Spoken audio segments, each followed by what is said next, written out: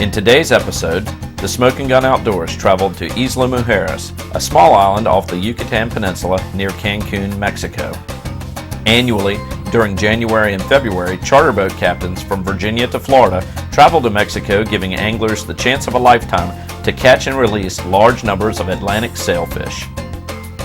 We were fortunate to catch up with some familiar faces from Newport News, Hampton, Poquoson, York County, and Gloucester on an incredible trip provided by local businessman Carl Bars.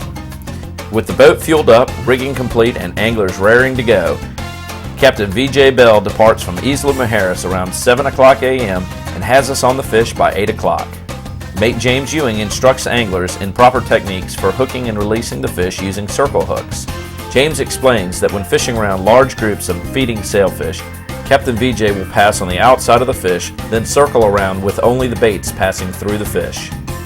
Each angler takes the rod out of the rod holder, and when the angler feels the bait being struck by the sail's bill, the angler should immediately disengage the drag, putting the reel in free spool. With the thumb lightly placed on the line to prevent backlash, the angler should feed the line to the fish for 5 to 10 seconds, then engage the reel, slowly cranking in the slack line. James continues by explaining that since we are using circle hooks, there is no need to set the hook because the hook does not get buried in the fish's belly, but gets snagged in the corner of the mouth when pressure is applied.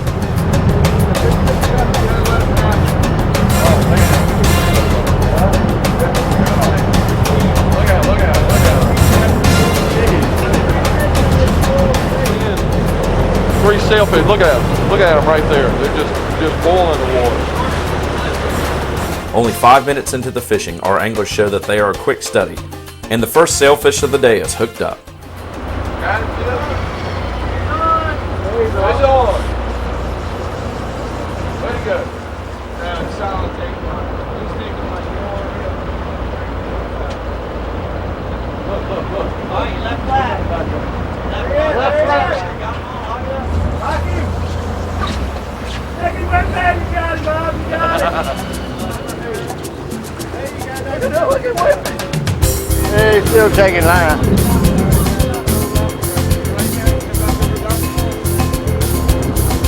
Jump up and get out of that.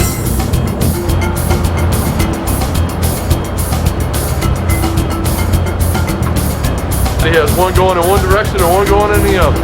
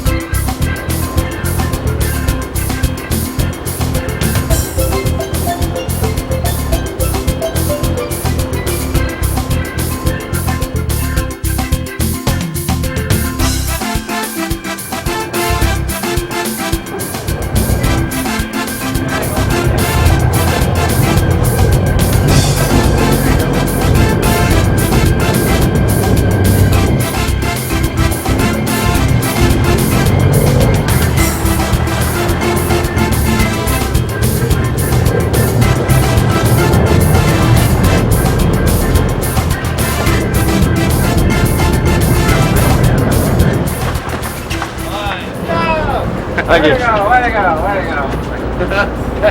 You would? I'm going to bed. What was that? I'm going to bed. I gotta get some more fish now. You can't get by that easy. Stick around. We'll be right back with more heart-pounding action on Smokin Gun Outdoors. Fishing for sailfish on the Yucatan Peninsula in January and February is vastly different than fishing the Atlantic waters off the Virginia-North Carolina coast. Anglers can expect 30 to 50 shots per day, with sailfish actively feeding on large schools of bait fish. Similar to striped bass fishing off the Virginia coast, bird activity alerts anglers to the location of the feast. Here, frigate birds prey on bait fish forced to the surface by feeding sails. Today we are only 18 miles northeast of the Isla Mujeres, which, to put things in perspective, is similar to an average bridge tunnel trip on the Chesapeake Bay.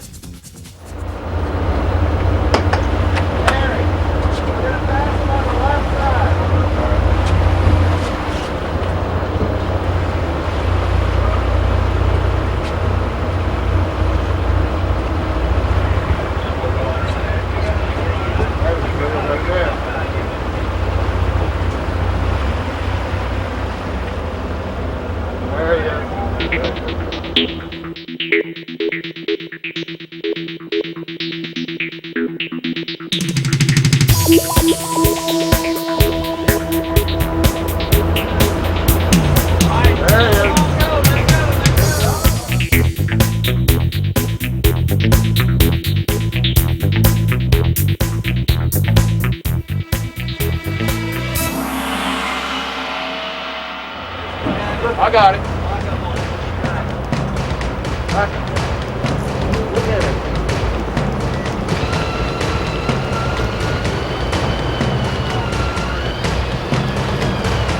Oh yeah, hooked up. He's jumping crazy and everything. Look at it.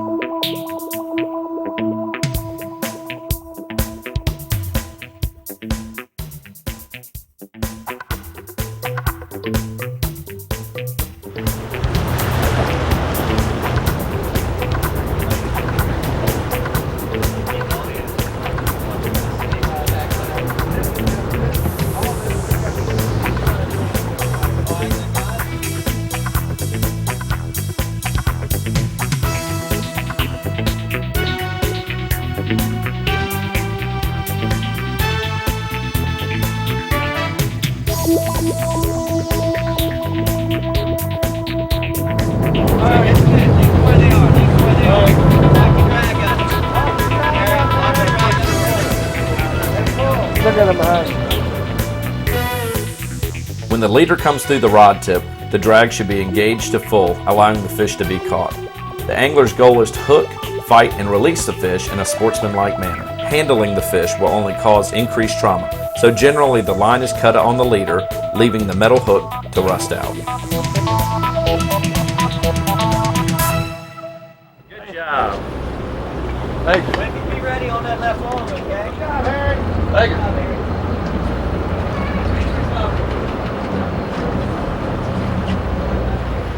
There's 3 in this wave. Look. Watch. All right, take a turn on your right long. Take a turn on it. Right long. Turn on it, Chandler. Now let it go, Chandler. Sink it. Man, there they go. All right, now lock it up, Chandler, and wind it up slowly. Think you got it? You're going to be hooked up with me. Yeah. Yeah, you got it. Good job. Now he got him off. Oh, aggressive. Go back to the again. He's back on it. He's back on it.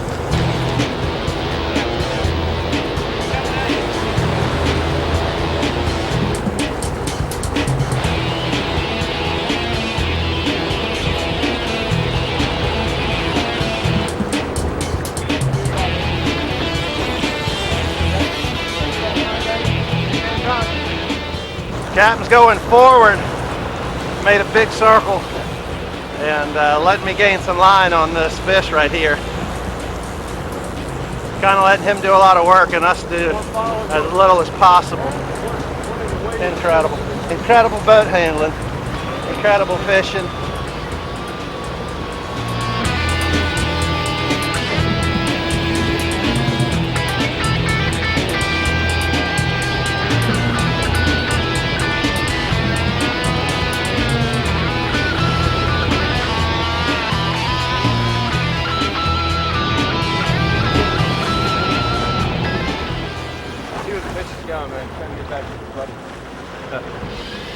They do that a lot to cut you off. Look at them coming there.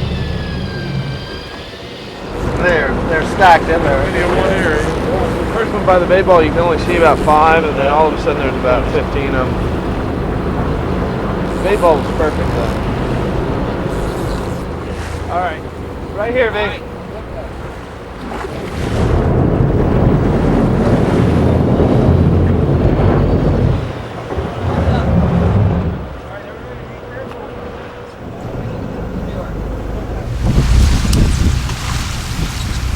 Good job, Chandler. Good job, Captain. 1 for 1 he is. You're 100% Chandler. You might as well just stop now. Y'all stay tuned for more in-your-face action on the Smokin' Gun Outdoors.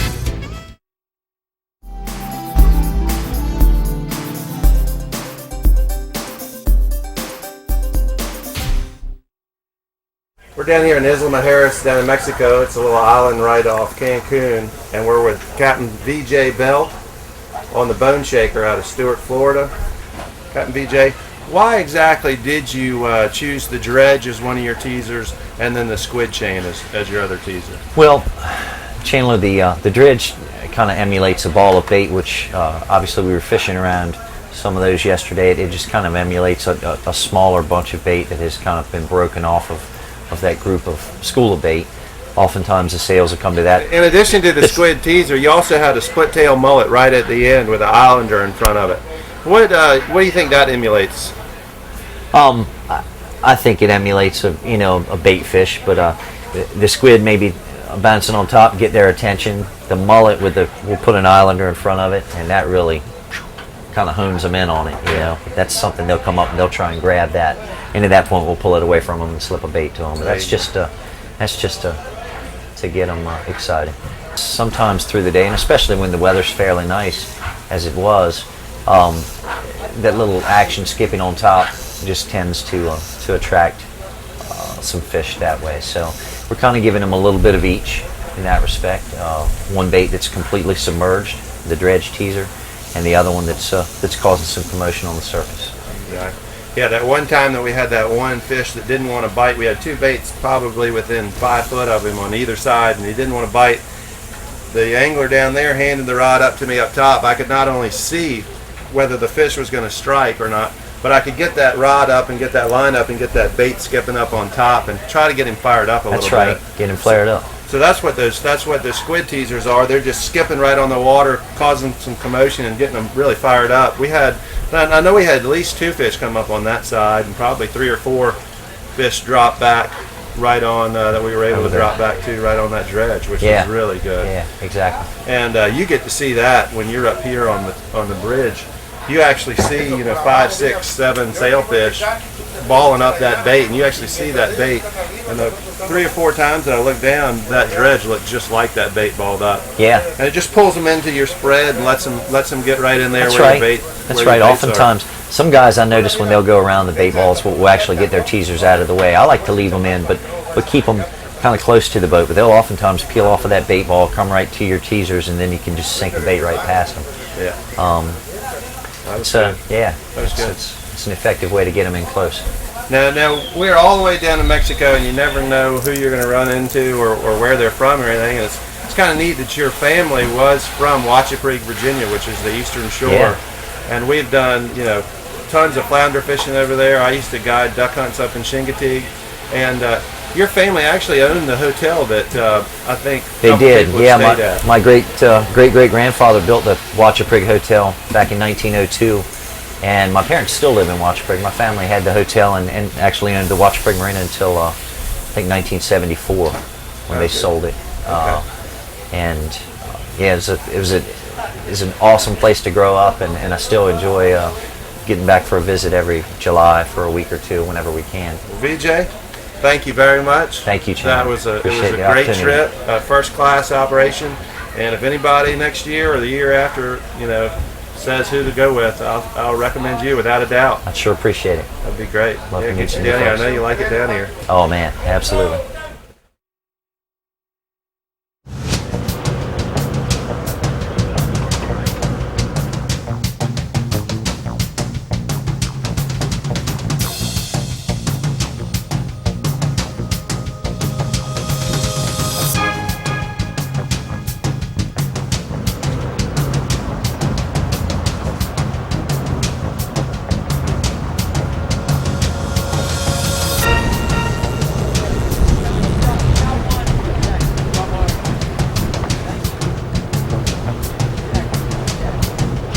Taking line now.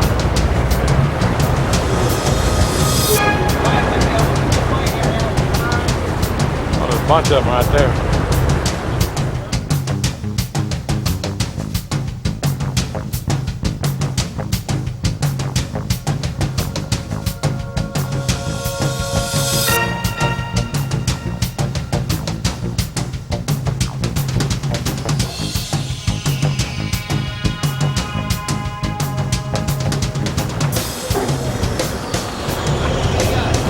Probably 8 or 10 on that one. He was continuously in the water for about a minute. That was a lot of jumping.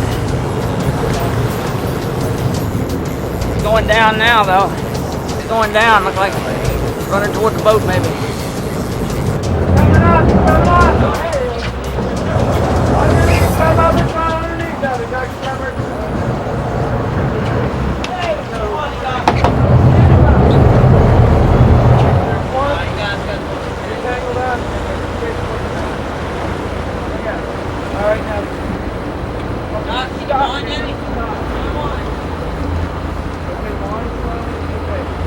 He's on. Come on. Take it. There you go. Let's go big. Okay, lock it up and wind very slow. I'm coming under you, Dr. Shepard. Okay, got you.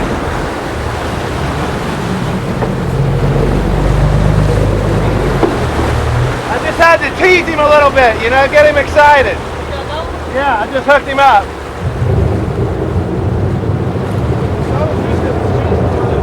Yeah, he was chasing, he was dipping in the water.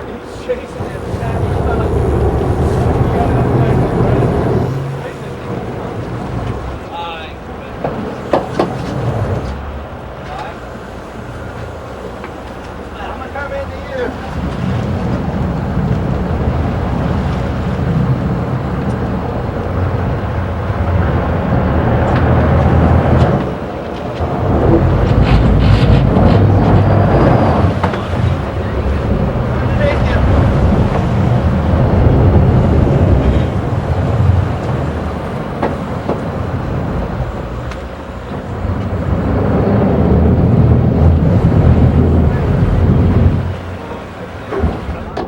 Making a turn right there in Dr. Shepard's bait, or fish actually, swung over and my bait looped around his line and it was dipping in and out of the water, and that got this sailfish so lit up he pounced on it twice when it was out of the water. Then then all of a sudden we dropped. I fed it to him and he ate perfect. It was just a picture perfect switch. And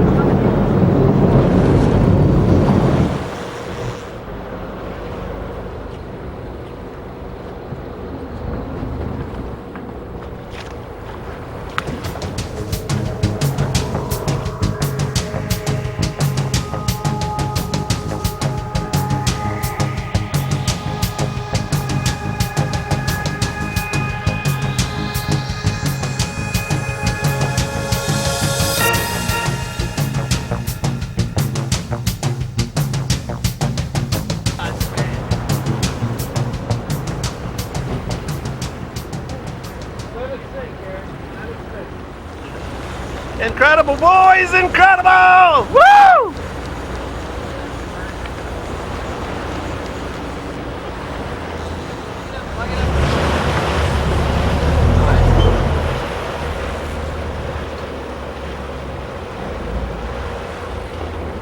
Great job, Chandler.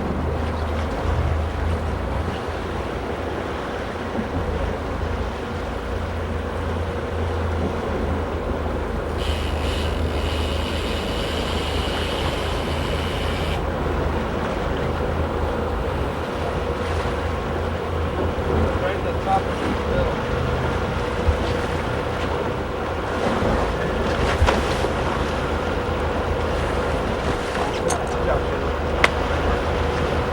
Nice driving, Cap. Pretty work. Good job, Chandler. We get him.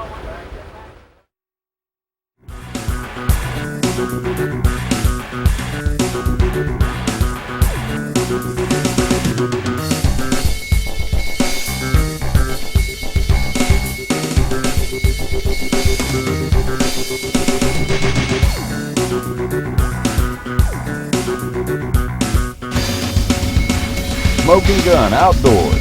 Fun. Ain't none better.